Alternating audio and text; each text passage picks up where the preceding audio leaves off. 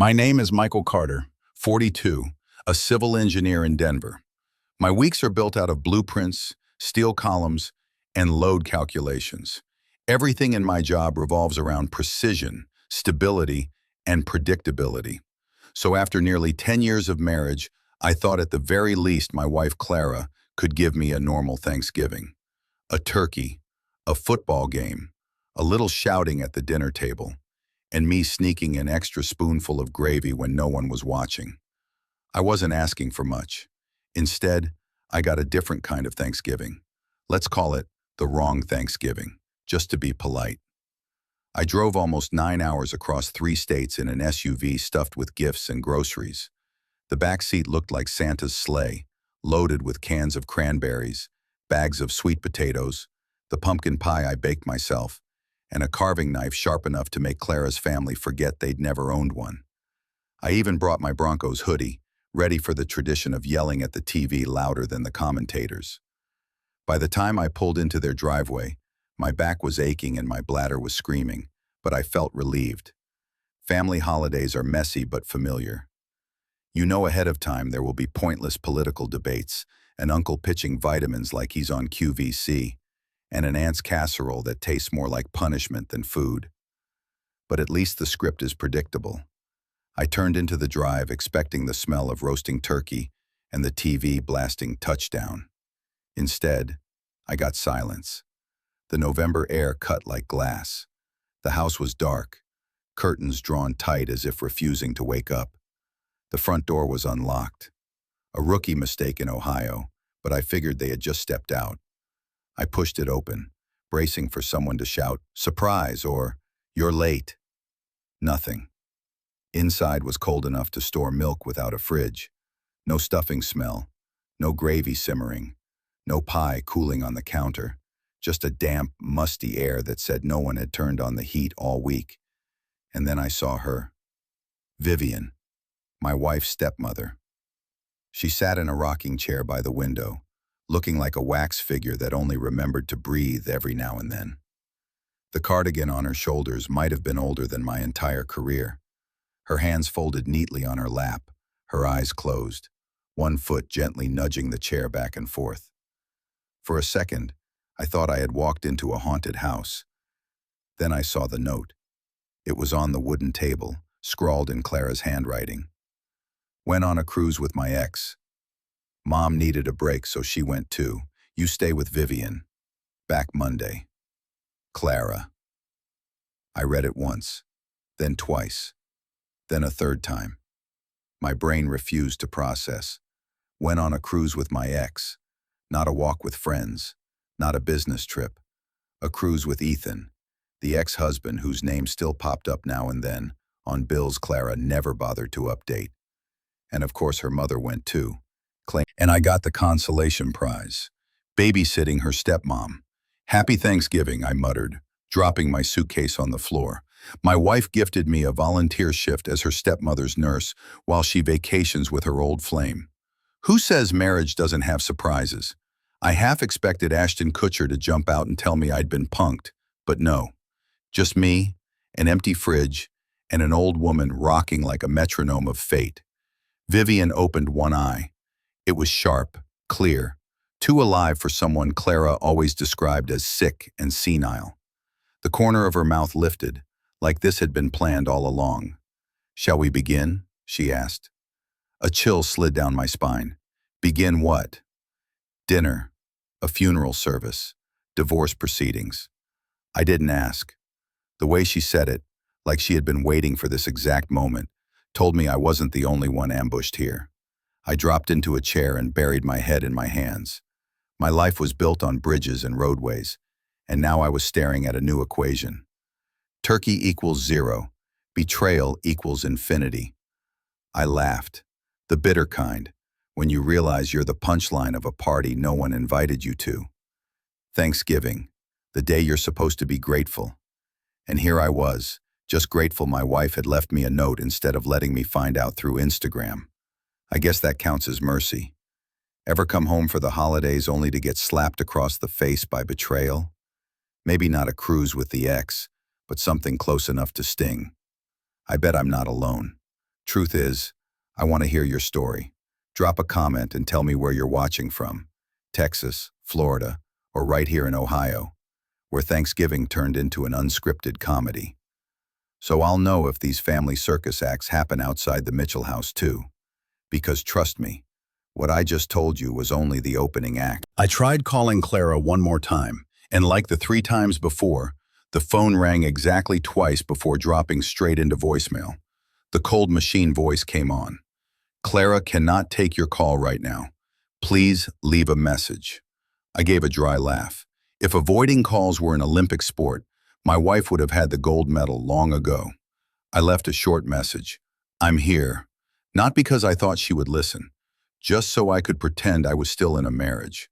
The truth was, my voice now felt like an alarm turned down to its lowest setting. It made noise, but no one cared. I set the phone down on the table, and right then the screen lit up with a new notification. Instagram. Clara Mitchell had just been tagged in a photo. My heart pounded as I opened it, half hoping it was a mistake, half knowing it wouldn't be good news. The picture came up. Clara, in a red bikini, is smiling widely on the deck of a Caribbean cruise ship. Next to her stood Ethan, her ex-husband, blonde, abs sculpted like a gym commercial, his arm wrapped around her waist like it had never left. Both holding champagne flutes, the sunlight hits them like an ad for luxury drinks. Under the photo was Clara's mother's caption, "Family time. #new beginnings." I froze. Family time. What a joke. I was standing in a house colder than a meat locker while they toasted on a yacht and called it family. I wanted to scream, but instead, I laughed. That bitter kind of laugh that makes people wonder if you're joking or breaking apart. I scrolled down. Another photo. Clara's mother stretched out on a lounge chair, a bright blue cocktail in her hand, her face relaxed like she had just been rescued from hard labor. The caption read, "Finally, a little rest." Rest from what? From taking care of Vivian, who was sitting right there in the rocking chair, counting off the seconds just to keep breathing. One more photo. Clara and Ethan are at a candlelit dinner with the sunset behind them. Caption, "To love, to life." I shut off the phone. It felt like someone had punched me straight in the chest. I collapsed into a chair and almost without thinking, opened the banking app on my phone. I wasn't sure what I was looking for. Maybe proof that Clara hadn't crossed every line yet. Maybe comfort in seeing a familiar number on the screen. But the numbers hit like a second punch. Our joint savings account, $7,200, saved over 3 years for a down payment on a house, was gone. Every cent. Only a few hundred scraps sat in checking. I leaned back and let out a hollow laugh. Perfect. I put $7,200 in the bank for a roof, and she turned it into a cabin on a cruise ship. A new kind of real estate investment. Vivian opened both eyes and tilted her head toward me. "She took the money, didn't she?" "All of it," I croaked. "Not a dime left." She nodded slightly, like it was no surprise. I figured as much. Clara and Ethan have been talking again for 3 months. Heard them plenty of times. She even called him right here, thinking I couldn't hear. Her voice was sweet as honey. But honey sticks, and it always leaves a stain.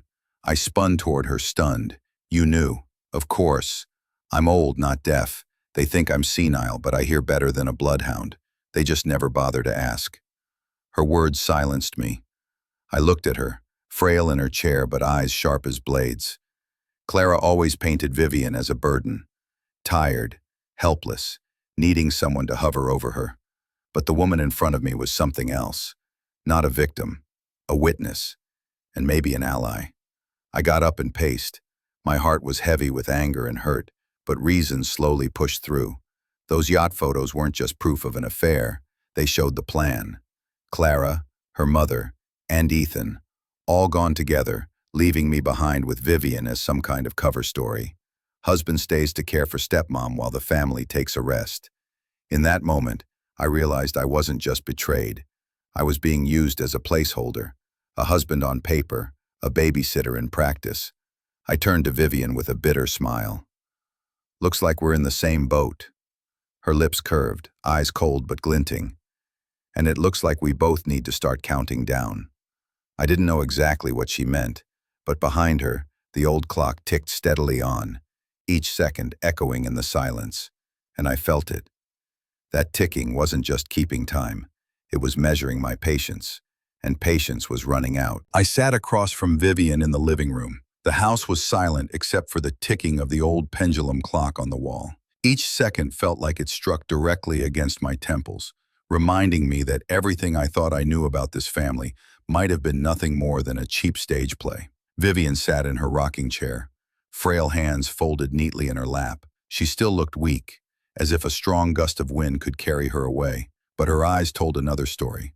Not the cloudy confusion of someone slipping into dementia, but the sharp gaze of someone who had spent years in courtrooms, dissecting details piece by piece. She cleared her throat. Do you know why I wasn't surprised when I saw that note Clara left? I stayed silent, waiting, because this isn't the first time they abandoned me. The only difference is that this time, they made sure to drag you into the game. I frowned. What do you mean?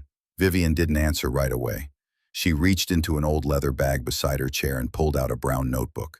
The cover was worn, the elastic band faded, but inside the pages were packed with small, precise handwriting. She placed it in front of me, her voice calm, like presenting evidence to a jury. This is my journal. Not the kind where people write about rainy days or moods. I wrote down every time my pills were cut in half, every time they pulled money from my account under the excuse of medicine, and every night I was left without dinner. I flipped through. What hit me wasn't shaky scribbles, but firm, deliberate notes. July 14th. Prescription for enalapril. The doctor ordered 2 tablets a day. Elaine removed one and gave me only one. Excuse. To save money, one is enough. September 5th. Withdrew $350 from the account. Reason. Mobility aid. Reality. No equipment was ever brought home. I turned more pages, my stomach tightening. One entry read, left me on the porch for 2 hours in the cold. Said they had errands. Another. Dinner. 1 instant noodle cup. I felt dizzy. They said it was in my head. I looked up at Vivian. God, you kept all of this. She shrugged. I was a lawyer, Michael. Evidence is the only thing that keeps justice alive. Words alone vanish in the wind. I couldn't help blurting out. You sound more like a detective than a hospice patient. Vivian smiled faintly, not with pride, but with the quiet certainty of someone who still had pieces left to play. Do you really think I'm as helpless as they say? I heard Clara tell neighbors I was losing my mind. I heard Ethan call me worthless. But my mind is sharp. Weakness is only in the body. No one can strip the mind unless you let them. I sat back, realizing what I'd just lived through. The Instagram photos, the drained account, was nothing compared to sitting across from a woman treated like garbage inside her own house. And worse, my wife, Clara, was part of it. Vivian flipped quickly to a page marked in red. Here, last month, they took $500, saying it was for my prescription bill. I called the pharmacy myself. No payment made. Where did the money go? I didn't need to guess. Elaine showed up the next day with a brand new handbag. My grip on the notebook tightened until my nails dug into the cover. I had thought I was the only victim, but clearly I had just been handed a ticket to a show Vivian had been forced to watch for years. I don't know what to say. I shook my head.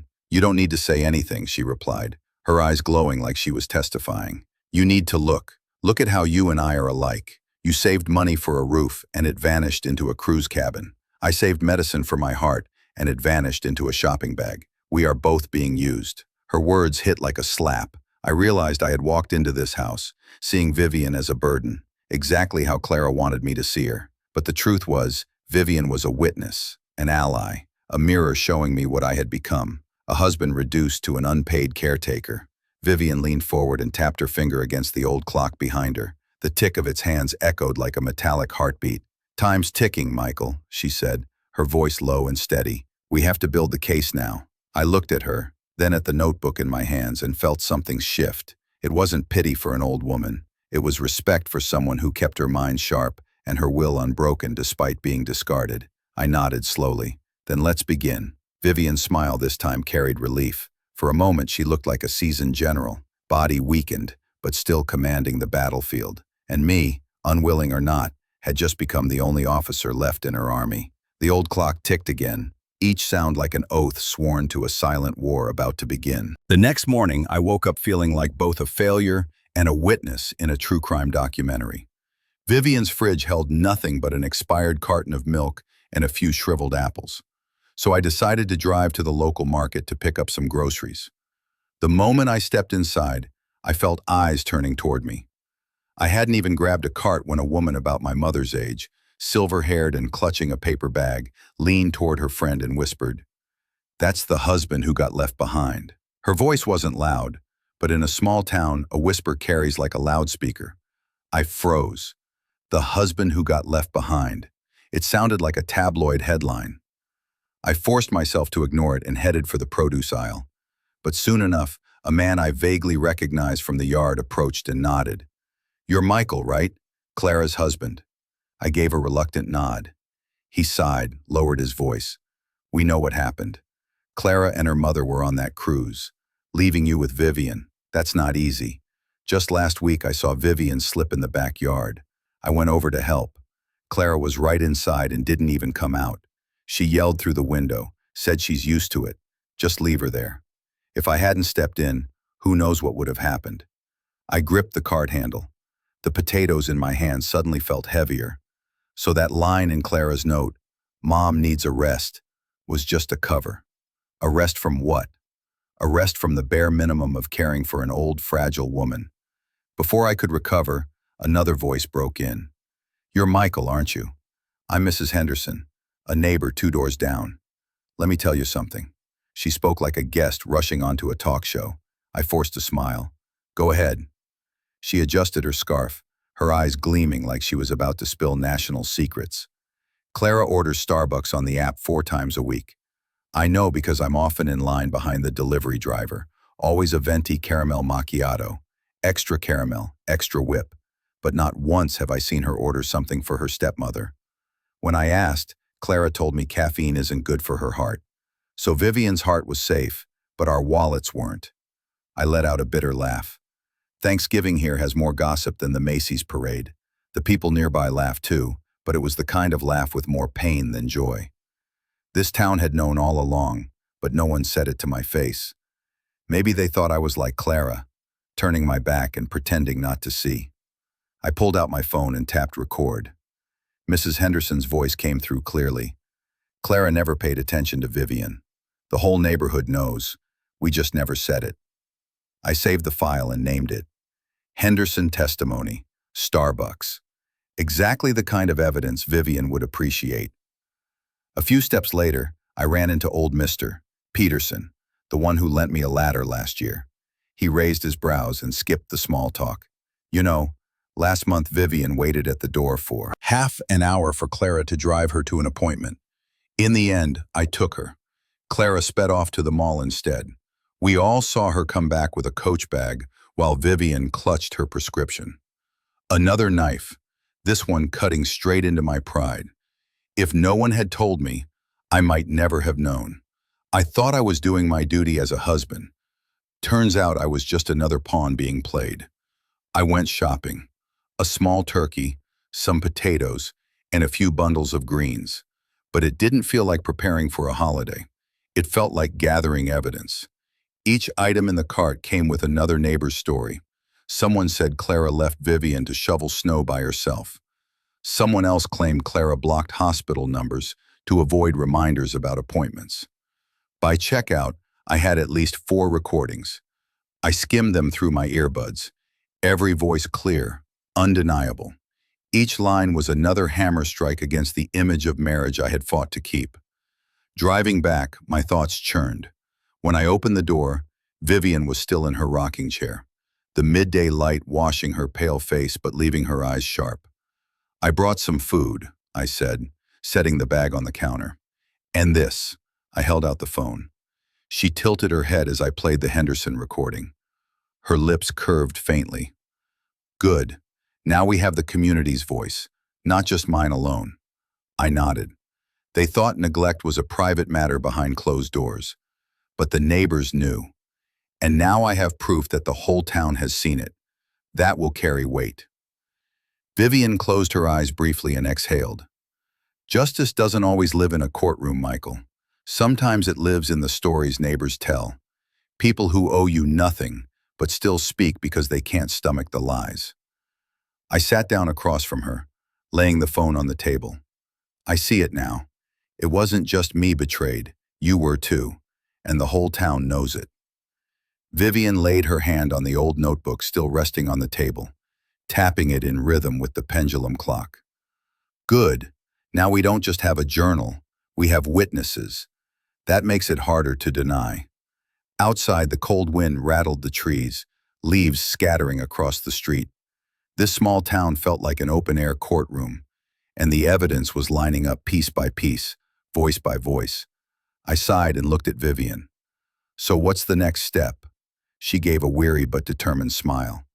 The next step, Michael, is to put it all together into a story they cannot twist, cannot erase, and when they come back, we'll make them listen. The pendulum clock tolled again in the quiet room. I looked at her and realized I wasn't alone anymore. For the first time, I understood what people mean by the power of community. It was more than sympathy. It was a weapon. 2 days after the trip to the market, Vivian's house looked completely different.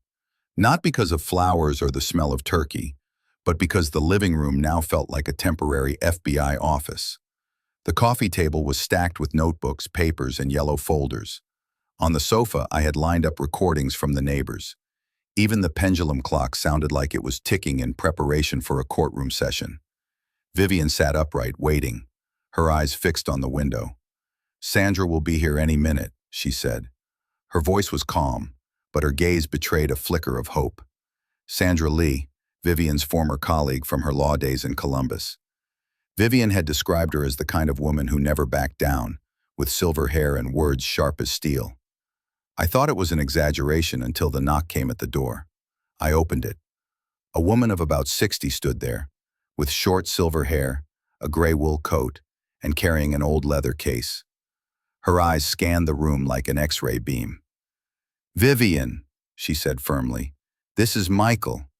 "That's me," I answered, offering my hand. Her grip was strong, the kind of grip forged in court victories, not small talk. We sat down. Vivian opened her notebook and slid it toward Sandra. "Take a look. 2 years of my journal. And Michael has gathered testimony from neighbors along with recent evidence." Sandra put on her glasses, flipped through the pages. Sometimes she nodded, sometimes her lips tightened. I knew that look. It belonged to someone piecing things together, spotting gaps, sketching the path toward a counterattack. After half an hour, she looked up. "Vivian, you've done better than most detectives. Let me be blunt. This is enough for a civil suit on elder abuse and financial fraud. But I think we can do more." I cut in. "What about the will? Clara thinks this house and everything else automatically fall to her." Sandra raised a brow, looking at Vivian. Vivian hesitated, then nodded.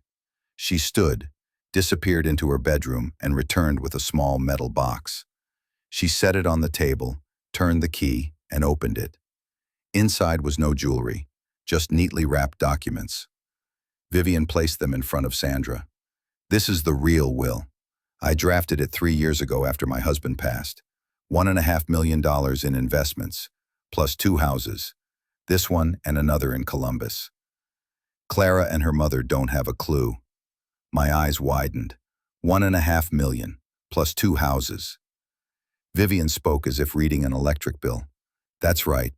I let them believe all I had left was this house and a small pension fund. The truth is very different." Sandra smirked. "Smart. The fewer who know, the less chance of it disappearing. But now we need to prepare. They won't sit quietly." I drew a deep breath, suddenly grateful for my skills as an engineer. I pulled out my laptop, opened a diagram program, and began mapping a timeline. On the far left, I marked the first entry in Vivian's journal, the day her pills were cut in half. From there, I linked to the month money was withdrawn for so-called medical equipment that never appeared. I added a branch for Clara and Ethan's Instagram photos, tagged #NewBeginnings. Then the withdrawal of $7,200 from my joint account with Clara. The diagram spread across the screen, full of red arrows, notes, and screenshots. It looked like a Netflix true crime episode. I leaned back with a bitter laugh. I thought I got married. Turns out I married into a Netflix crime documentary. Sandra studied the chart, then nodded. Michael, you have the instincts of a lawyer, or at least an investigator. This will be hard for them to refute. Vivian chuckled softly, then broke into a cough. I handed her a glass of water. She sipped, then whispered, I didn't write these things to complain. I wrote them to record. What was ignored will now be seen. Her words stilled the room. I looked at her and saw, for the first time, the strange blend of frailty and strength. Her body worn down, but her will unshaken. Sandra gathered the files into her case. The next step is to film testimony, Vivian on video, as soon as possible. It must be clear she's lucid and knows exactly what she's saying. That same afternoon, we set it up. I balanced my old camera on the bookshelf, angled the window light for clarity and depth. Vivian sat in the armchair, framed by the bookcase and the pendulum clock. She wore a dark cardigan, her hair neatly combed, looking like a professor about to lecture. When the red light blinked on, she began. My name is Vivian Harmon. I don't speak these words to scold. I speak to record. For years, I have been neglected by my own family. Prescriptions cut short, pension money siphoned away, meals replaced by instant noodles, all disguised under the word care. Her voice did not shake. She recited each detail with dates, amounts, events, as if reading evidence in court. She spoke of slipping in the yard, of seeing Clara come home with a new bag. Every fact tied to a page, every page tied to truth. Then she looked directly at the camera. I want this truth no longer hidden in old pages of a notebook. I want it seen. I want it heard. What was ignored will now be seen. When the camera clicked off, I realized my fists were clenched so tightly they ached. I had never seen anyone turn their pain into such precise evidence. Sandra nodded with approval. Perfect. They can't claim she's senile or manipulated. This video will be our strongest shield. That night, I sat in the kitchen, staring at the files spread across the table. I thought back to when I left Denver, imagining turkey and football. Now I was building a family case, complete with a timeline, witnesses, and video testimony. Vivian walked in, carrying an old pocket watch. She placed it on the table with a weary smile. Time's ticking, Michael. They never expected you and me to join forces. But when they come, steady hands of the watch and understood. The silent war had just officially begun. That Thursday afternoon, I looked around the cold kitchen and decided, if I only had one chance in my life to call something a proper Thanksgiving, it had to happen here, in this abandoned house. I laid the groceries from the market on the table. A small turkey, potatoes, some greens, and a few fresh apples. Not the lavish spread you see in supermarket ads, but better than instant noodles and expired yogurt in the fridge. Vivian walked in with her cane, her eyes falling on the table. She stopped, surprised. You plan to cook all this? I slipped off my coat and rolled up my sleeves. That's right. Turkey, mashed potatoes, baked apples. If we've been cast aside, at least we're going to eat properly. I won't let you eat instant noodles on this holiday. Vivian smiled with tears in her eyes. Michael, the last time I had a proper dinner might have been when Reagan was still president. I half thought she was joking until I saw she wasn't. The lump in my throat was harder to swallow than the unpeeled potatoes. We worked together. I wrestled with the turkey, rubbing in salt and pepper, stuffing onions and herbs inside. Vivian sat nearby, giving firm instructions. No, put the butter under the skin. That's how it stays tender. Yes, that's right. My potato peels came out thicker than paint on an old bridge, and she chuckled. An engineer who can't peel potatoes. Proof that expertise doesn't always translate, I answered. I'm used to measuring steel loads, not potato skins. But today, I'll learn. The smell of roasting turkey began to spread through the house, mixing with the buttery air. In a kitchen usually ruled by cold drafts and medicine, warmth finally returned. When everything was ready, I set the table. A golden turkey, smooth mashed potatoes with a touch of gravy, baked apples dusted with cinnamon. Not many dishes, but enough for two. Vivian sat down, staring at the table as if it were a memory come to life. She whispered, You don't know. Just to sit in front of a proper meal like this makes me feel I'm not invisible. I served her a slice of turkey. You're not invisible, Vivian. They just want you to believe that. We ate slowly. At times she closed her eyes, savoring flavors she hadn't tasted in decades. After a few bites, I set down my fork. I have to admit, 6 years of marriage to Clara turned out to be theater. I thought I had a family. Looking back, it was a carefully staged performance. My father died when I was 20. I thought Clara would be my real family. And now here I am, sitting with her stepmother while she sails off with her ex-husband. Vivian gave a dry laugh and shook her head. You're luckier than me. It only took you 6 years to see it. It took me a lifetime. Her eyes turned toward the pendulum clock. The day my husband, Clara's father, died, I hadn't even dried my tears. On the ride from the funeral, Clara and her mother were already arguing over assets. Who would take the house? Who would get the money? I sat there, newly widowed, feeling like I had been dragged into an open auction. I remember thinking, Martha, you married the wrong family. But it was too late. I looked at her, my chest tight. In her weary eyes, I saw myself. A person who trusted in family only to be made disposable. The pendulum clock ticked steadily. The air was equal parts heavy and absurd. I blurted out, Thanksgiving dinner for 2 castaways. At least I don't have to fight over the remote for football. Vivian burst out laughing. This time it was real laughter, sharp and bittersweet. Right, no arguments over ESPN, just the two of us. And justice. We ate in silence for a while.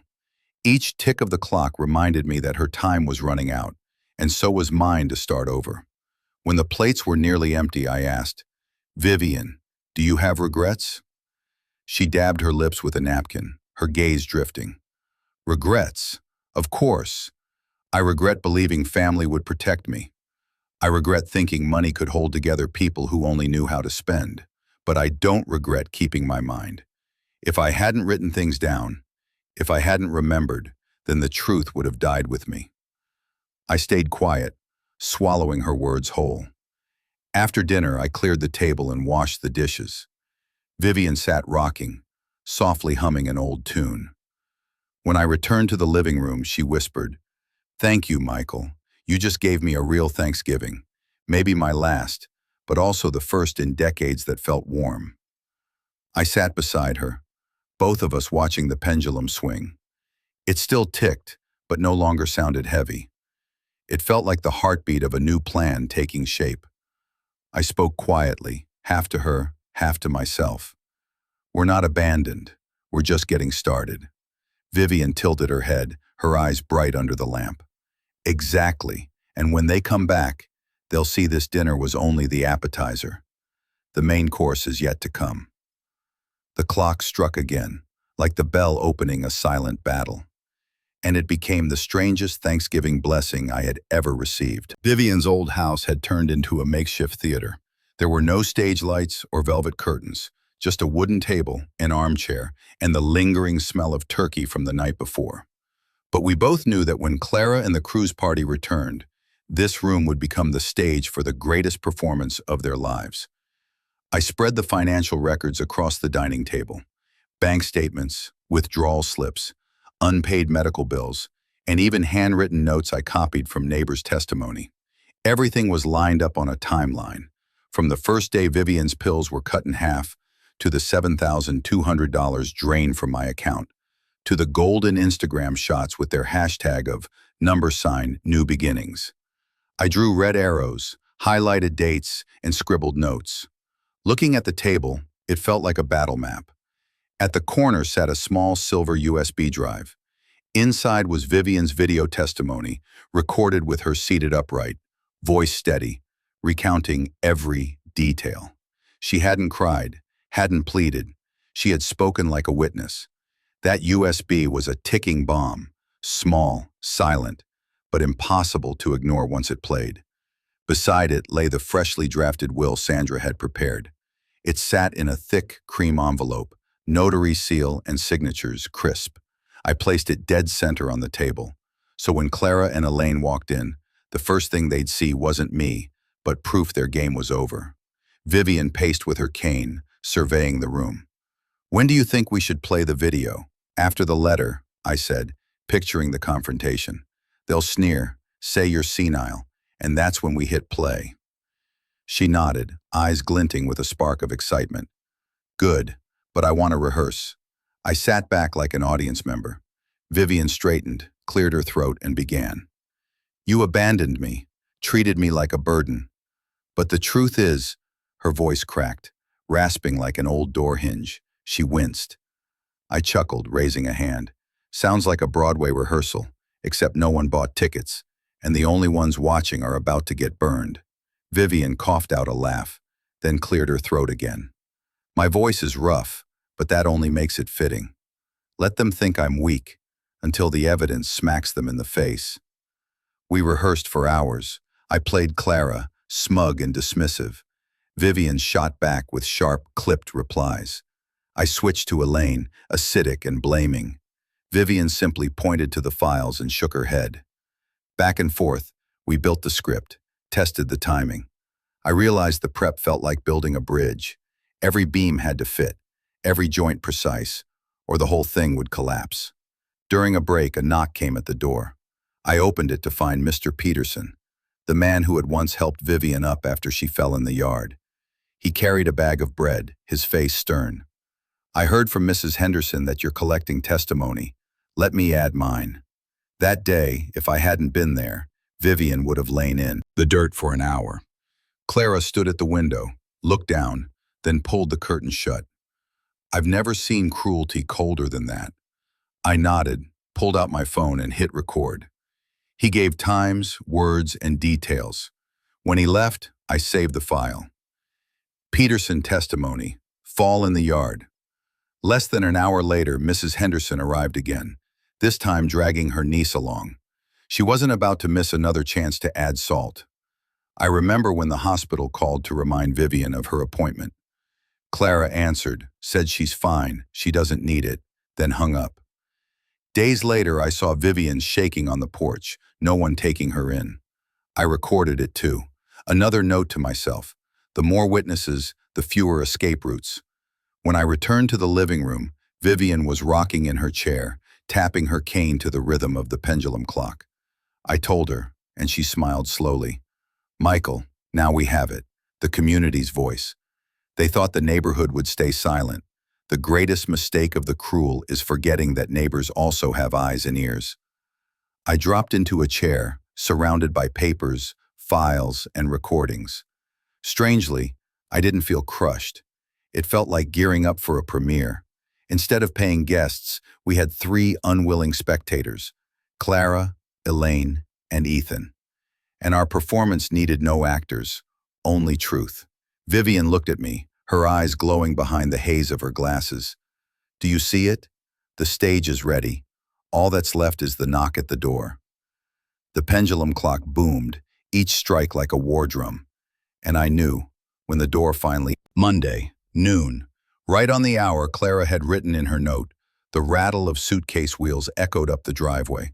I stood in the living room, arms crossed, peering through the curtain. 3 figures pulling luggage, faces glowing as if they had just hit the lottery. Summer clothes bright as carnival banners, perfume mixed with the smell of duty-free bags stuffed in their hands. The door burst open. Clara walked in first, her blonde hair sun-bleached a few shades deeper, lips painted in bright red. Her mother, Elaine, followed in a brand-new coat, tags still dangling. Ethan trailed behind, hauling bags and grinning, his stomach tight and flat like a man who lived at the gym. They laughed and chattered until their eyes landed on me, sitting upright in the armchair beside the pendulum clock. Their smiles evaporated. Clara froze, her suitcase crashing to the floor. "Michael," she stammered, "what are you?"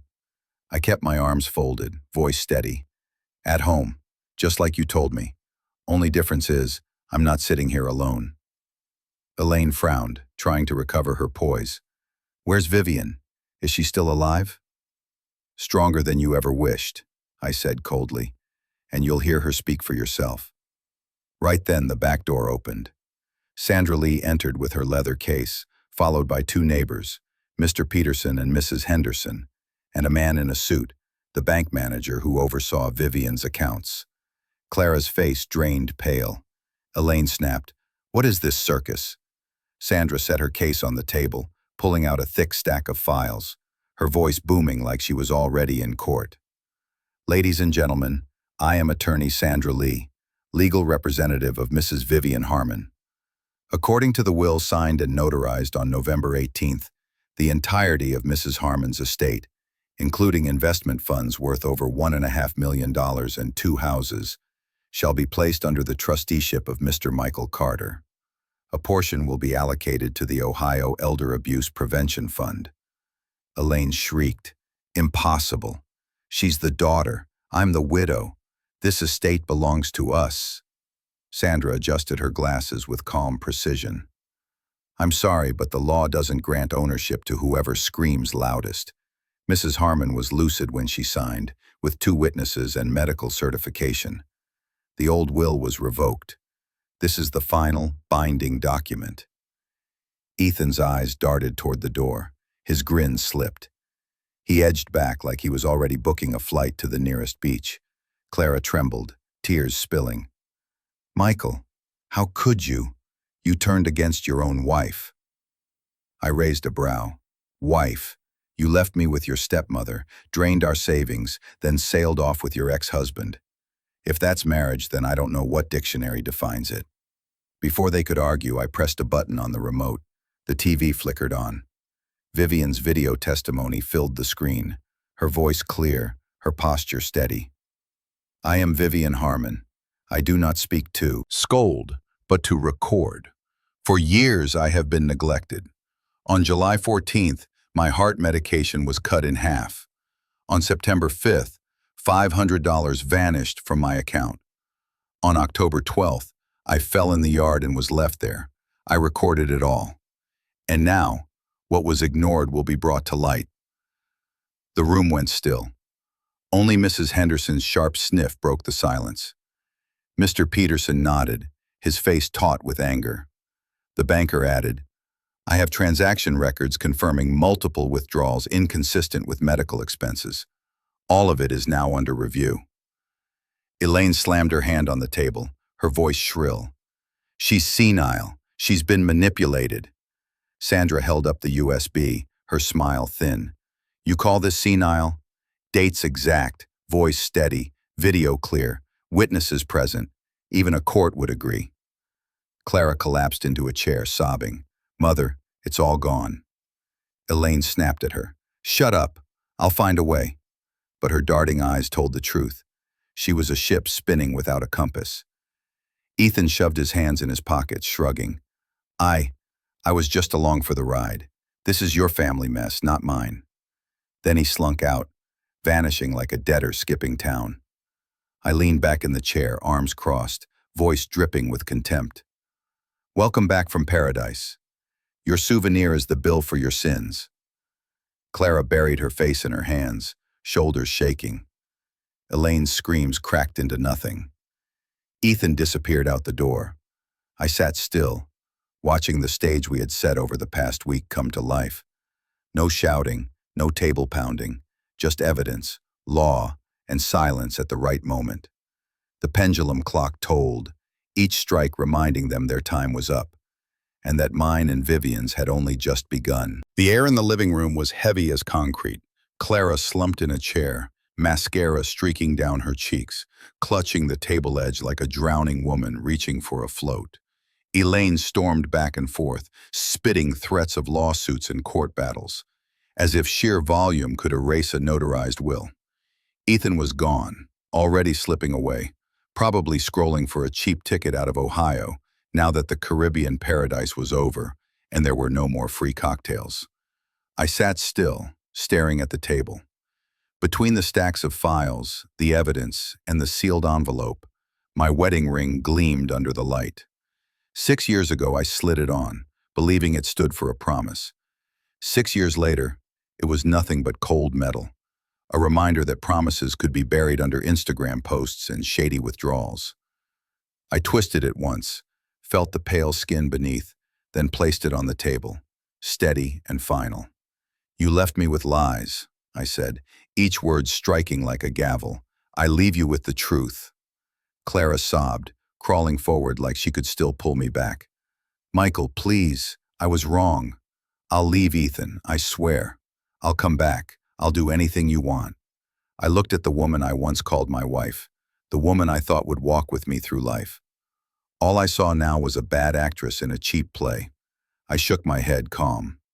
"From where? You already burned it all down. Ashes don't grow back into trees." Elaine jabbed a finger, face red and raging. "You think you've won. You're just some low-rent engineer. Lucky at best. We'll sue you. We'll take everything back." Sandra stayed seated across from us, calm as bronze. She removed her glasses, wiped them, and said coldly, "Go ahead. Courts love hearing elder abuse cases, especially with witnesses, financial records, and video testimony. I promise I'll be in the front row." Elaine choked on her own breath, gasping like a fish stranded on the dock. Clara collapsed, hands covering her face. Ethan had vanished from the scene like he was never there. I turned to Vivian. She sat in her rocking chair, hands resting on her cane, head tilted back slightly. She said nothing, only watched the pendulum clock. Tick, tock, tick, tock. Each beat was a verdict. No judge, no gavel needed. Time had spoken for us. I walked to the door, pulling on my coat. Clara reached out, desperate. "Don't go. I need you." I stopped, turned once. "No, you don't need me. You need a mirror. But the mirror is already broken." I opened the door. November air cut across my face, sharp and cold. But inside I felt light, as if I had finally dropped a backpack I'd carried for miles. I stepped down the porch, breathing in the scent of dry grass and wood smoke from the town. Behind me, the clock ticked on, Vivian's cane tapping softly in rhythm. I knew she had won her last battle, not with strength, but with memory and the patience, like shedding invisible chains. I thought about 6 years of marriage, about the days when I believed love was a bridge over storms. Now I understand. If the person on the other side is sawing through the beams, then the bridge is nothing but a trap. There were no fireworks, no tearful showdown like in a Hollywood movie. Just papers, witnesses, and a video testimony. But that was enough to bring down the sandcastle Clara, Elaine, and Ethan had built. In my head came a hollow but certain drumbeat. Justice doesn't need explosions. All it needs is the ticking of truth. I gave a thin smile, shoved my hands into my coat pockets, and walked faster. Gray clouds gathered on the horizon, promising the first snow of winter. It would be cold, but it would also be clear. If you're listening to this story, remember, silence does not mean weakness. Sometimes silence is the strongest voice. I thought being left without a wife, without a home, meant I had lost everything. But when lies fall away, what remains is the only foundation worth building on. Maybe you felt it too, being treated as a burden by family, overlooked by coworkers, dismissed by someone you loved. Know this, you are not alone. Every receipt, every note, every photo can become the piece that rebuilds justice for yourself. Share your story. Don't let truth be buried just because someone else shouts louder. Write it, speak it, save the proof, and one day the ticking of truth will echo for you. If this story resonates with you, hit subscribe and turn on the bell. Each week, I'll bring another chapter of silent revenge, where justice doesn't arrive in explosions, but in silence and truth. Now it's your turn. Where are you watching from? Texas, Florida, or right here in Ohio, my hometown? Drop a comment so I'll know how far this voice has traveled. And remember, sometimes the greatest gift you can give to those who once dismissed you is your silence, and the truth they can never erase.